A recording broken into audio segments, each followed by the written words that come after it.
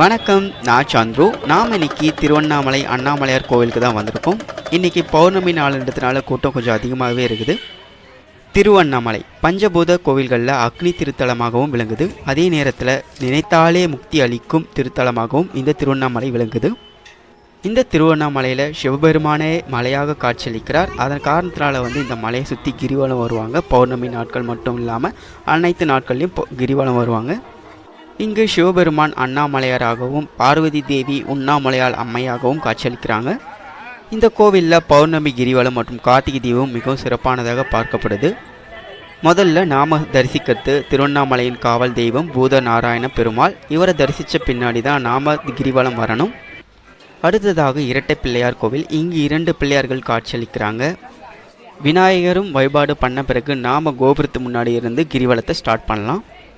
கிரிவல பாதை மலையை சுற்றி மொத்தம் 14 கிலோமீட்டர் கிரிவலம் வலம் வரணும். கார்த்திகை மாதத்தில் கார்த்திகை தீபத்தன்னைக்கு இந்த மலை மீது ஏற்றப்படும் மகாபரணி தீபமானது மிகவும் சிறப்பானது.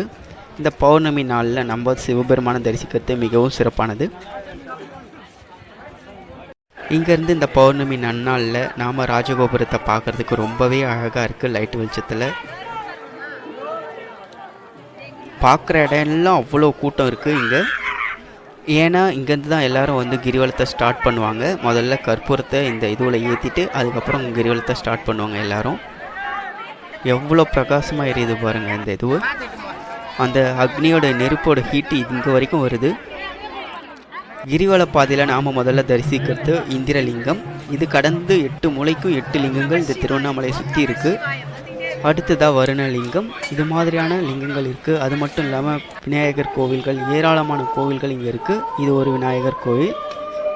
இந்த இடம் அக்னிலிங்கம் இருக்கிற இடம். இங்கேருந்து திருவண்ணாமலை மலையும் நம்மளால் பார்க்க முடியும். இங்கே ஒரு விநாயகரும் இருக்கார், பெரிய விநாயகர். பார்க்கவே ரொம்ப அழகாக இருக்கார். இங்கேயே இங்கே கோவில்கள் மட்டும் இல்லாமல் மலையை சுற்றி ஏராளமான தீர்த்த குளங்களும் இருக்குது. இது சிம்ம தீர்த்த குளம். இது ஆதி அண்ணாமலை திருக்கோவில். இது கிரிவல பாதையிலேருந்து கொஞ்சம் உள்ளே போனோம்னா மலையை ஒட்டி இந்த கோவிலும் இருக்கும். பார்க்குறதுக்கு ரொம்ப அழகாக இருக்குது.